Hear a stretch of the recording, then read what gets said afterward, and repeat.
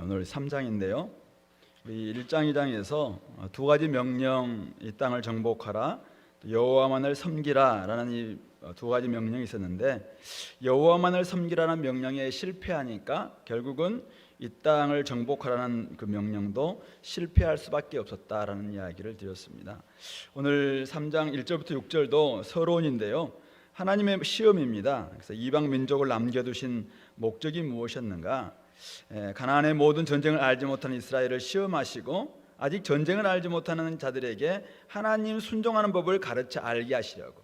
사실은 하나님의 전쟁을 통해서 하나님이 어떤 분이신가를 알게 되는데, 이들은 전쟁을 알지 못하니까 하나님을 제대로 알지 못했다는 것이죠. 그래서 하나님 순종하는 법을 가르쳐 알게 하시려고 이방 민족을 남겨주셨다라고 이야기하고 있고요. 4절에서는 블레셋의 5 군주들, 또 여러 종족들, 족속들을 남겨두신 이유가 이스라엘을 시험하사 모세를 통해서 이루신 명령을 순종하는지 정말 하나님께 정말 알고 싶어서, 모세에게 주셨던 많은 명령이 있는데 이 명령대로 정말 지키는 하나님의 순전한 백성인가 라는 것을 하나님이 알고 싶어서 이렇게 남겨뒀다는 것입니다. 그런데 그 시험이 만만치 않은 시험이었습니다. 그들 가운데 살면서 함께 치러야 될 영적 전쟁이었던 것이죠. 그래서 이스라엘 백성들은 그곳에 함께 살면서 결국은 그들을 쫓아내지 못하고 그들 가운데 삽니다. 그런데 하나님 말씀대로 그들이 살 수 있느냐 아니면 살았느냐, 그게 사실은 시험의 결과를 좌우할 텐데요. 결과는 뭔가요? 5절 6절에 나와 있습니다.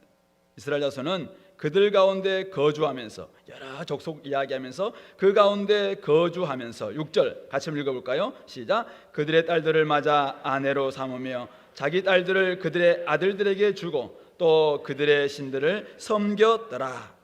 하나님의 시험, 하나님 테스트에 이들은 낙방, 이겁니다. 실패했다는 것입니다.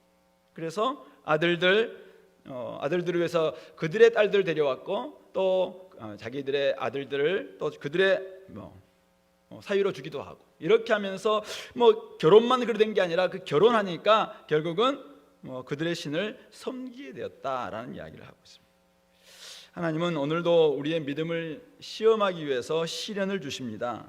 여러 가지 믿음의 시련을 우리가 줄 때, 우리 야고보서에서 이야기하고 있죠. 여러 가지 시험을 당하거든 온전히 기쁘게 여기라. 기쁘게 여기면 우리가 이것이 우리를 인내로 만들어내는 것이죠. 정금 같은 믿음을 사실은 우리가 얻기 위해서는 여러 가지 믿음의 시련, 믿음의 시험 가운데서 우리가 기쁘게 여기면서 믿음으로 나아가야 되는데, 그 시험 앞에서 우리가 자꾸만 넘어진다는 것이죠. 왜 우리 믿는 사람들에게 시련이 있느냐, 시험이 있느냐, 어려움이 있느냐, 자꾸 불평불만하면서 결국은 인내하지 못하고 결국 믿음으로 나가지 못하다 보니까 자꾸 실패하는 경우가 많다는 것이죠. 그런 의미 속에서 오늘도 우리가 믿는 사람들에게 시련이 있다 없다? 있다는 것입니다. 하나님께서는 테스트하기 위해서 남겨두셨습니다. 그래서 그럴 때마다 우리는 온전히 기쁨을 여기면서 믿음으로 이 모든 시련들을 이겨나가야 될 줄로 믿습니다. 특별히 오늘 여기 이들이 결혼했는데요, 이 세상 속에 살면서 시험 중에 하나가 이 결혼 문제와 관련이 있습니다. 그냥 우리가 이들은 잘 지내기 위해서 결혼했을 수 있습니다. 별 생각 없이 결혼했을 수 있습니다. 별 문제가 아니라고, 없을 것이라고 생각했을 수도 있습니다. 그러나 그 결과는 뭔가요? 그들의 신을 섬겼더라로 나온다는 것입니다. 결혼은 두 사람의 문화와 가치관뿐만 아니라 종교가 만나는 바로 영적 전장이기 때문에, 전쟁터이기 때문에 그렇던 것입니다. 급기야 그들은 신앙을 버리거나 타협으로 나아갔던 것이죠. 솔로몬도 그랬고 에스라 느헤미야 시대도 그랬고 지금도 마찬가지입니다. 그러므로 성경적 기준이 무너지면은 결국 우리는 세상 신을 섬기는 삶으로 떨어질 수밖에 없다. 이 뚝이 무너지는 순간, 이 하나님 믿는 신앙, 이 성경적 신앙이 뚝이에요, 뚝. 이거 딱 무너지는 순간 사실 우리 삶 전체가 무너지는 것은 시간 문제일 뿐입니다. 그러므로 우리가 정말 이 결혼 문제에 있어서, 또 우리가 가정도 마찬가지죠, 교회도 마찬가지고, 언제나 이 성경적 기준을 분명히 부여잡는 것, 이것은 우리의 삶을 지키는 뚝이다 생각하시고, 이거 무너지는 순간 사실은 금방 모든 것 금방 홍수날 수밖에 없다는 것이죠. 그러므로 오늘 우리가 살아가는 이 기간은 하나님의 테스트 기간입니다. 그러므로 우리가 계속 믿음의 시련이 있을 때마다 다시 기쁘게 여기면서 이 시험을 굳건히 이겨나가는 저와 여러분들 될 수 있기를 바랍니다. 두 번째는 7절부터 31절 전체인데요. 하나님의 구원, 이렇게 됐을 때 이 믿음의 실패가 우상 숭배로 나타날 수밖에 없었겠죠.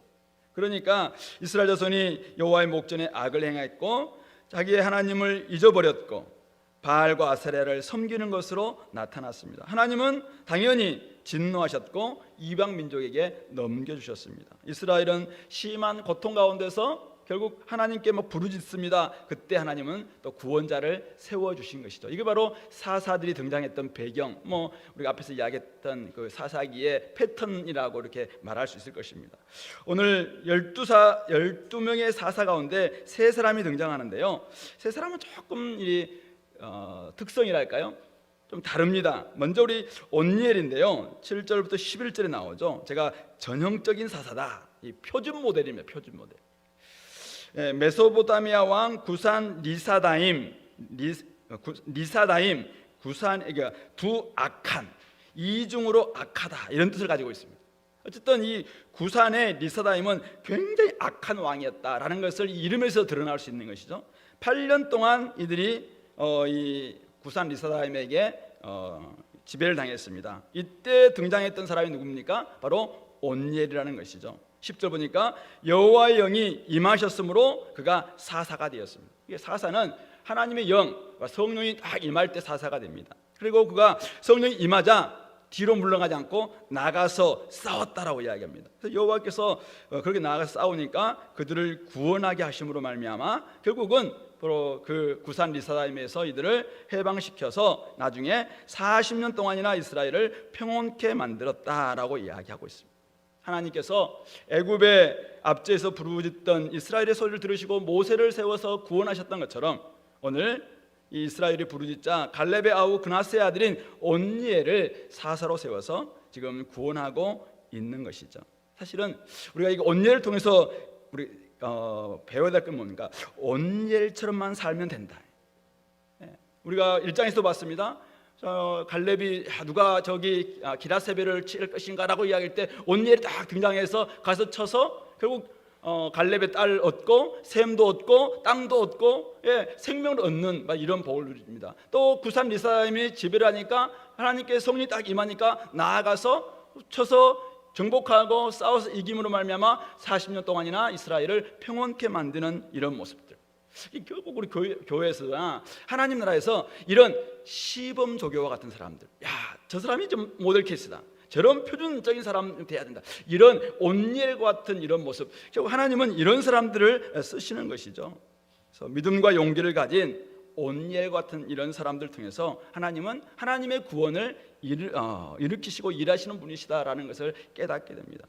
구원자이신 하나님께서 오늘 하나님의 영으로 함께 하실 사람들을 부르고 있습니다. 이럴 때 저와 여러분들이 온니엘처럼 정말 언제든지 나아가서 성령이 충만할 때마다 정말 믿음의 싸움을 싸우고 많은 사람들에게 하나님의 구원을 전하는 그런 사람들이 되어야 될 줄로 믿습니다.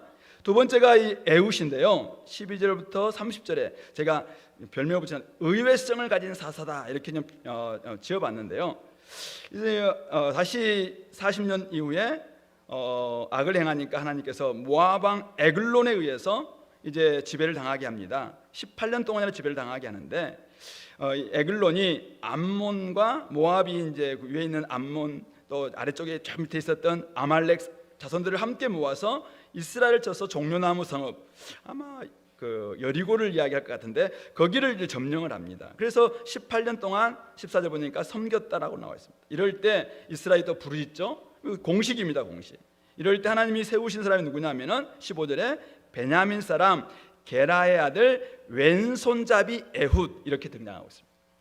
베냐민 오른손의 아들 이런 뜻입니다. 근데 좀 다 오른손잡이만 있었다는 것은 아닐 텐데 어쨌든 여기 이름을 왼손잡이 에훗이라고 성경은 이야기하고 있습니다. 그래서 우리는 한번 그렇게 받아들이는 거예요. 근데 그는 어떤 일을 하는 사람이냐면은 17절을 잠깐 보실래요? 17절 보시면은 그가 가서 곡물을 모압 왕 에글론에게 바쳤는데 이렇게 나왔습니다. 그러니까 18년 동안 했는지 아니면 이때만 했는지 정확히는 모르겠지만은 많은 사람들이 이 에훗이 들어왔을 때 그를 이렇게 많이 허용한 걸 봤을 때는 오랫동안 이 일을 했던 것 같습니다. 근데 그는 장수가 아닙니다. 공물을 그냥 자기를 식민 지배하고 있는 그 왕에게 갖다 바치는 외교 공무원이겠죠. 그냥 이 수탈한 물건 그냥 우리 공물을 갖다 바치는 외교 공무원이었습니다.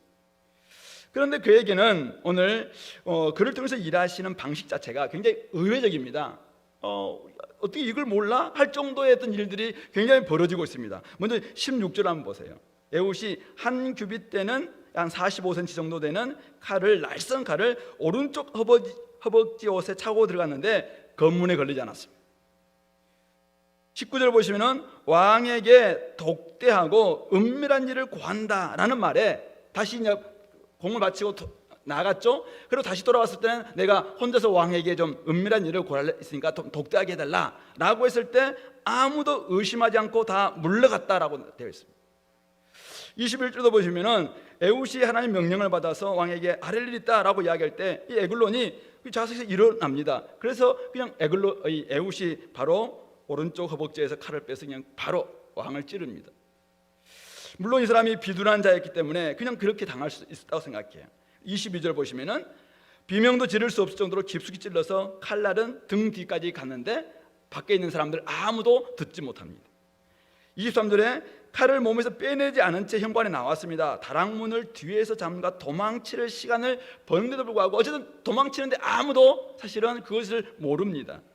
25절에서 보면은 24절에도 발을 가리우신다, 용변을 보고 있다라고 생각하면서 이 신하들이 아무도 들어오지 않는 거예요. 그것도 오랫동안이나.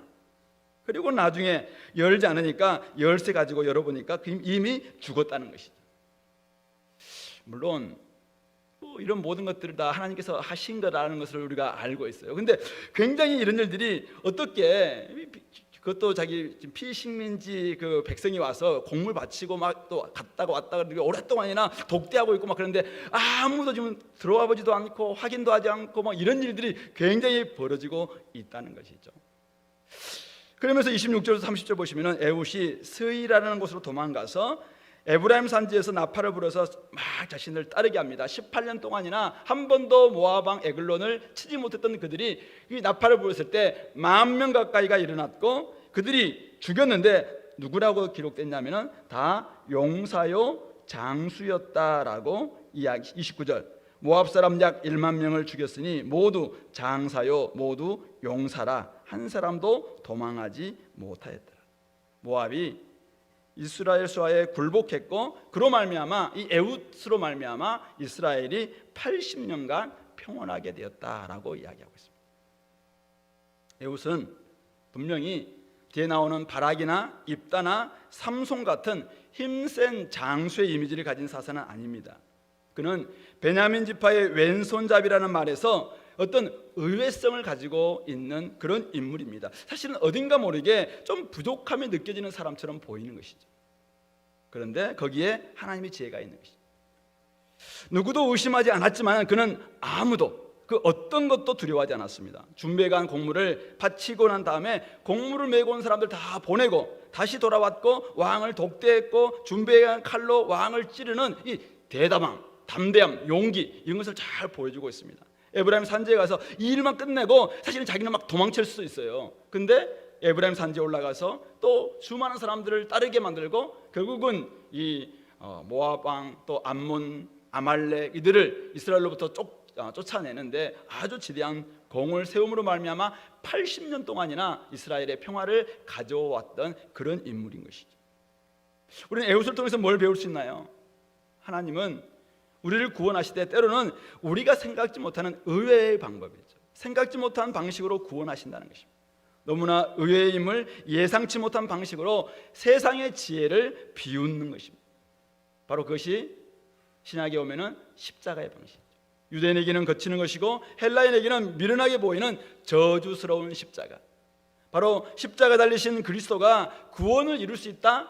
세상 사람들은 정말 지나가는 뭐가 웃을 정도로 그렇게 너무나도 의외적인 그는 아무도 받아들일 수 없는 그런 방식이었습니다.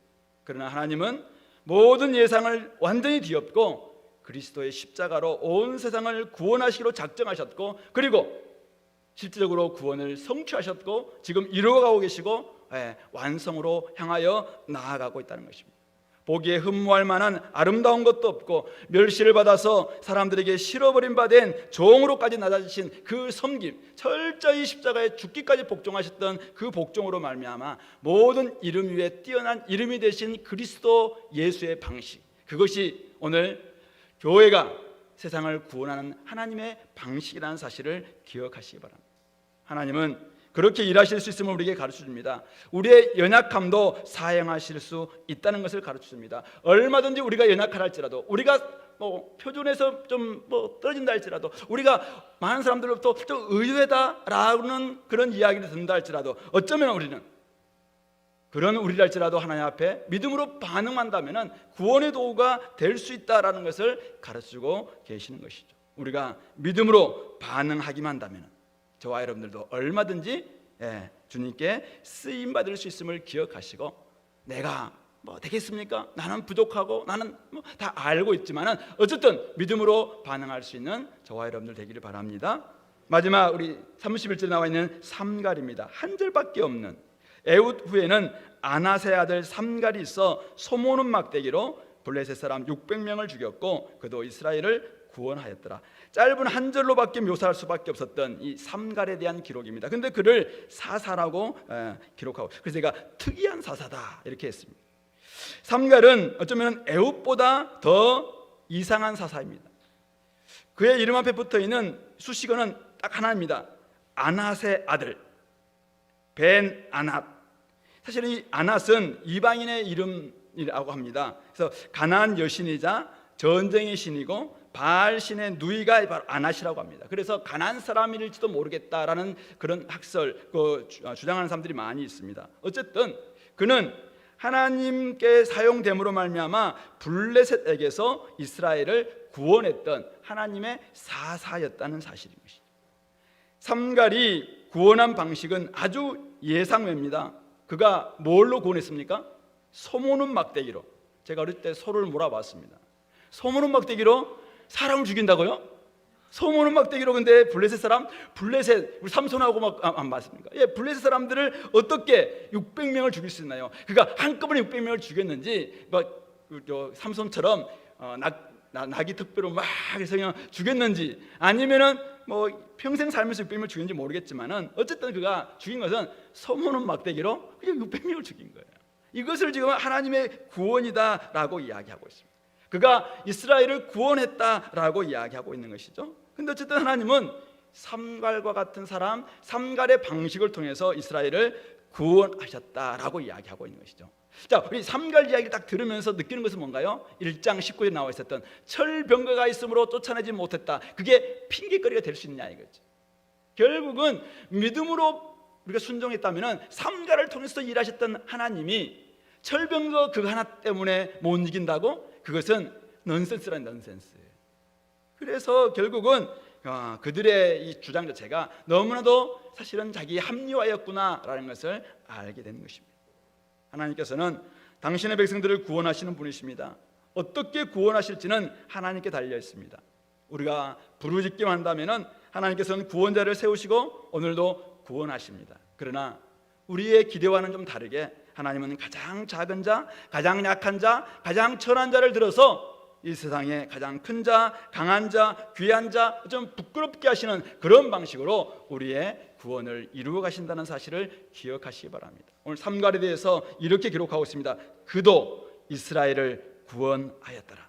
그 역시 이스라엘을 구원하였더라. 그렇다면 저와 여러분들 역시 주님께 사용되기만 한다면 우리 역시 주님의 구원, 주님 나라의 구원을 위해서 사용될 수 있다 없다? 있다라는 것을 말씀하고 있습니다. 여러분이 어떤 처지와 형편, 상황에 처해 있든지 하나님께 부르짖는다면 하나님께서는 오늘날 또 다른 구원자를 통해서 정말 그들을 세우시고 다양한 방식으로 구원하실 것입니다. 일하시되 똑같은 방식으로 일하시는 분은 아니십니다. 당신의 방법과 지혜와 전략은 무궁무진합니다. 세상은 영웅을, 장사를, 금수저와 전문가들을 어쩌면 추구할지 모릅니다. 그러나 하나님은 그렇지 않습니다. 하나님의 역사는 완전 예상을 뒤엎습니다. 깨뜨리십니다. 전혀 집중받지 못했던 그런 인물, 예상 밖의 인물, 이들을 사용할 때가 훨씬 더 많다는 사실을 기억하시기 바랍니다. 사실 우리 교회만 봐도 그렇지 않습니까? 지금 누구를 이해할까요? 한 사람이나 다 들어도 예상받지 않나요?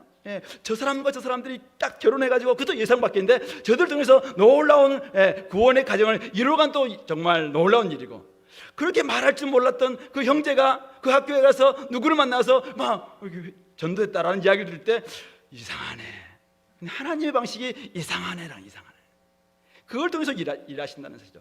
저와 여러분들이 나를 생각해도 내가 참 이상하답니까? 좀 나는 왜 이럴까? 근데 우리가 믿음으로만 나아간다면 나와 같은 사람을 통해서 하나님께서는 일하시는 분이라는 사실을 기억하시기 바랍니다. 우리 교회가 그걸 증가하고 있고, 한국 역사가 어쩌면 교회 역사가 그걸 증가하고 있고, 곳곳에 많은 사람들이 바로 그것을 증가하고 있다는 것이죠.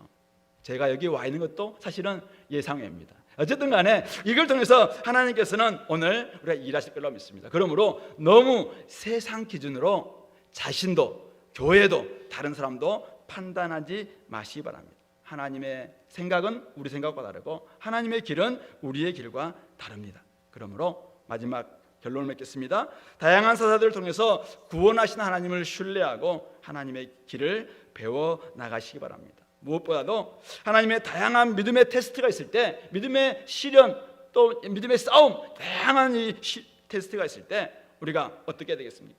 이 하나님의 전쟁입니다. 하나님이 붙이신 전쟁이에요. 그렇다면 우리가 믿음을 가지고 나아가서 그 싸움에 맞닥뜨리는 겁니다. 그럴 때 우리는 하나님을 발견할 수 있고 하나님을 배울 수 있고 하나님을 순종하는 것을 알게 될 줄로 믿습니다. 그걸 통해서 나도 구원을 얻고 다른 사람들도 구원을 정말 시키는 놀라운 하나님의 구원을 확장하는 저와 여러분들 다 될 수 있기를 바랍니다.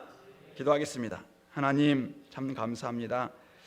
이 땅을 구원하시되 십자가를 통해서 예수 그리스도의 놀라운 순종을 통해서 구원하셨던 것처럼, 또 아버지 하나님 에웃과 엘리웃과 또 아버지 하나님 우리 삼가를 통해서 일하셨던 것처럼 오늘 우리를 통해서도 일하실 줄로 믿사오니 우리가 믿음으로 순종하고 이 길을 나가게 하여 주시옵소서. 아직도 우리가 세상과 짝하고 있는 세상적인 생각들, 하나님 아버지 정말 우리의 하나님 성경적인 기준들 무너지고 있다면 그런 모든 부분을 다시 한번 회복하는 이 시간 되게 도와주시고, 기도할 때 하늘문을 열어주시고 이곳에서 기도하는 우리 모든 성도들의 기도에 응답하여 주시옵소서.